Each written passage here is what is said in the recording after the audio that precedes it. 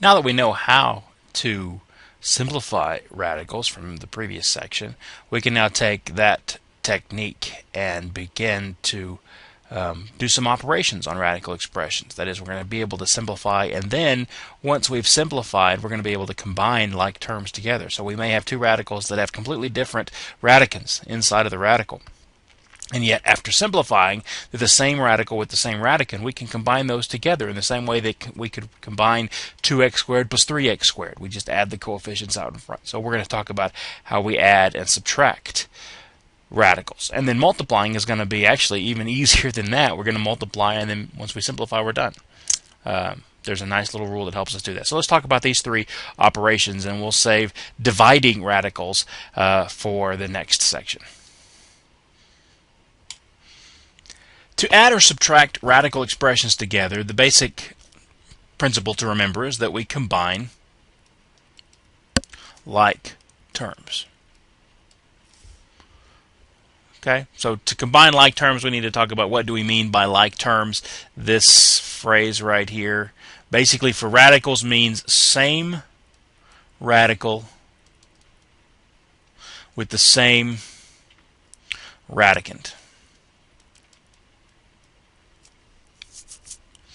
Okay, so like square root of 5 and 3 square roots of 5 would be like terms, whereas the square root of 5 and the cube root of 5 are not like terms because they have different radicals. X with a square root and 5 square roots of x. They have the same radical and the same thing inside, just a number out front is different. But as long as they have the same radical and the same radicand, you can say they're like terms. However, something like square root of x and square root of 2x are unlike terms because they have different radicands. If I have the cube root of 2x and I have a negative 4 cube roots of 2x, those are the same radical, same radicand, they're like terms. If I have cube root of xy and the cube root of x squared y, these still have different radicands because of the power on that x. So those are unlike terms. Now what do I mean by combine like terms? Well, that's simple enough, right? This and this are like terms in this example. They both have square roots of 3. You just add up their numbers. So 8 plus 2 is 10 square roots of 3. If you have 8 square roots of 3 and you add to it 2 square roots of 3, that's 8 plus 2 square roots of 3, or 10 square roots of 3. Okay?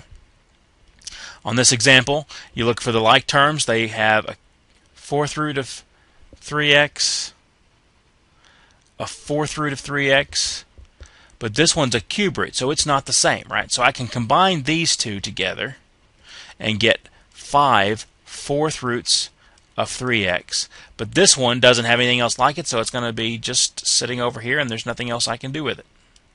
That is your final answer on this one.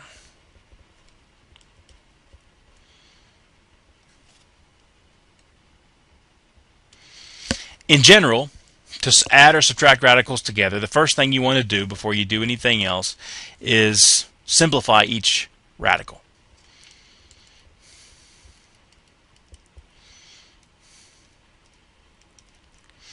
Now, once you do that, then you're going to come back and do what we've just been doing, combine like terms. So it's possible that a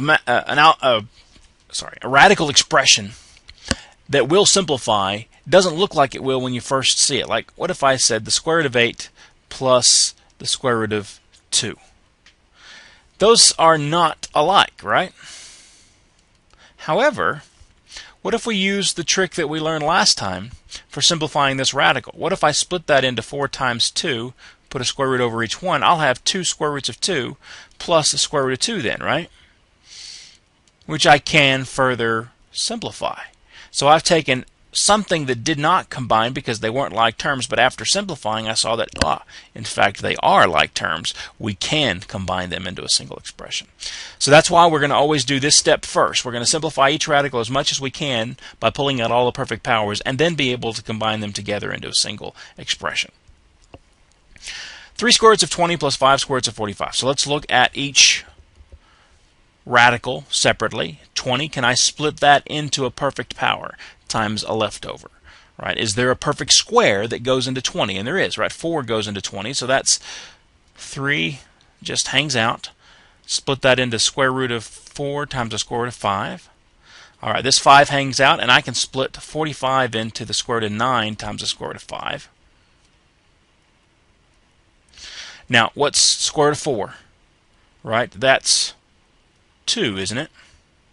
Now, these are all multiplies in between here, so I have 3 times 2 on the outside. And here's something you should remember. I'll say it now, but I'll say it over and over again. You can multiply the outsides with the outsides, insides with the insides, but you can't multiply the outside with the inside. Right? You can't just take this 2 and multiply it times that 5, because one's on the outside of the radical, one's on the inside. Outside with outsides, inside with insides. So 3 times 2 is going to be 6, and I still have the square root of 5 there.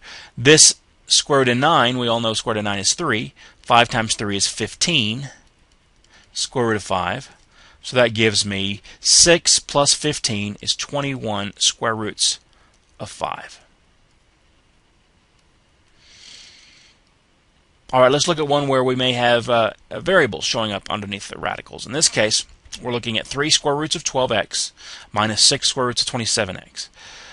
So again, the 3 hangs out. Can I split the 12 into a perfect power? And the answer is yes. I can pull a 4 out of it, and I'm left with a 3. And the x, I can't pull any perfect powers out of that, so that's my split right there. 3 times 4x minus 6. And what can I do with 27x? Well, I can take a 9 out of it, and I'm left with 3x. So this square root of 4 becomes 2. 3 times 2, again, is 6. Square root of 3x minus square root of 9, I can evaluate, becomes 3. 6 times 3 is 18. Now I have like terms. 6 minus 18 is negative 12 square roots of 3x.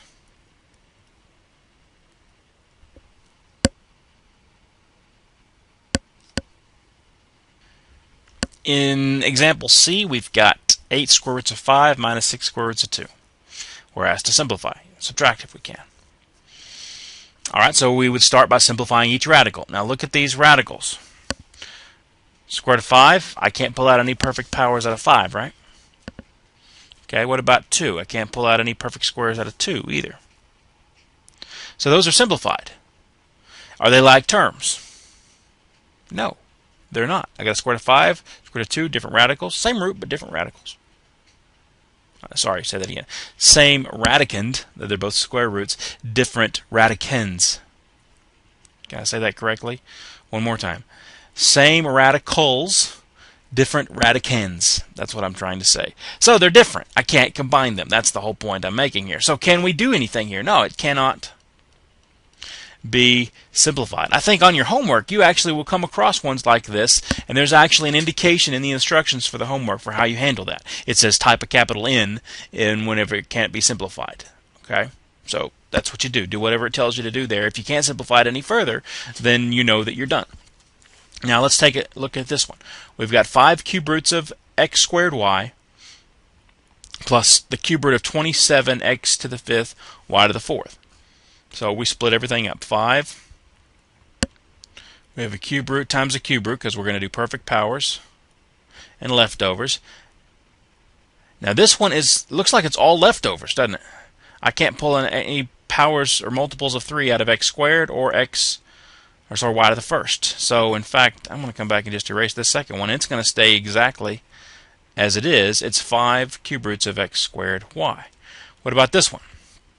Can I split it up? Cube root of 27, x to the 5th, y to the 4th. So cube root times a cube root. Now 27 is a perfect cubed.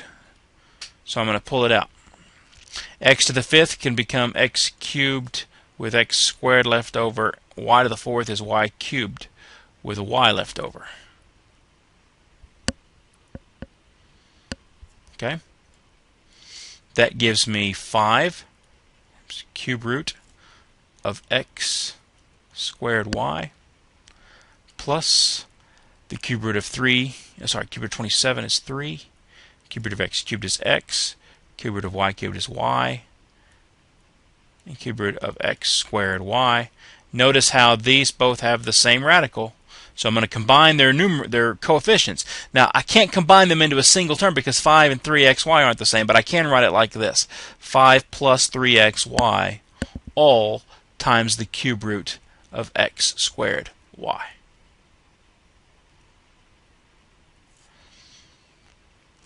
All right, so that's how we simplify and add. Let's talk about multiplication now. Guess what? This is a piece of cake. All we got to do to multiply is just use the product rule. Now remember, the product rule said that if you had the square root of AB, you could do the square root of A times the square root of B.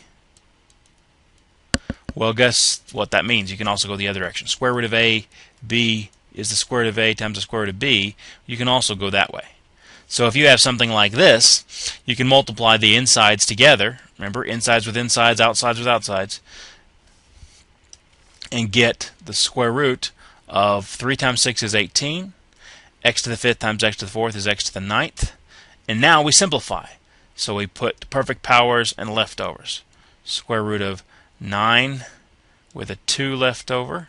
Right, that's the largest perfect square that goes into 18. And then multiples of 2 less than or equal to 9 would be x to the 8. That's the largest one with 1 left over. So you get 3 x to the 4th square root 2x. Okay, so it's just multiply then simplify, multiply then simplify. Cube root times a cube root. I can multiply the insides of those radicals together. So by the way, this is true even if you have nth roots up here. If I didn't emphasize that, it's important to know. 3 times 9 is 27. X squared times x to the 4th is x to the 6th. Alright, we got lucky on this one. Both of them are already perfect powers. Cube root of 27 is 3. Cube root of x to the 6th is x squared. 6 divided by 3 is 2. And there you go. Now I'm going to throw in one quick type of division, but this is not going to be in general the rule that we use for division. This is going to be when we get lucky and all the radicals from the denominator get simplified completely out. There's going to be a rule that we have to adopt in the next section that says our radicals are never allowed to finish up in the denominator. But a quotient rule works just like the product rule in that if you have the square root of A over the square root of B, and A are both non-negative real numbers, that's the square root of A over B. And that's true for nth roots as well. So you can go either direction on this, right? We can go combining and we can go in reverse and splitting up. Let me show you how we might use that product rule. The quotient rule. In this example here, now I could come through in the numerator and try to simplify that radical first and then try to divide, but there's a real quick little shortcut here. Using the fact that I can combine this radical on top and radical on bottom into one giant radical, I can then divide the radicand. 75 divided by 3 is 25. And the square root of 25 is 5. That's a quick, easy answer to that problem right there. And we can do the same thing on this one. We can take that cube root, and instead of simplifying each radical separately and then combining, why don't we try simplifying the fraction first? That is, combine it into a single radical, x to the 4th, y to the 7th, divided by x, y to the negative 2. Okay? Now, x to the 4th divided by x, right? 1x down here cancels with 1 up here, and I'm left with 3. Now this negative 2 will come up to the top and become a plus 2. So you end up with the cube root of x to the 3rd, y to the 9th. Both of those are perfect cubes, so we can go ahead and take the radical. Cube root of x cubed is x. Cube root of y to the 9th is y cubed.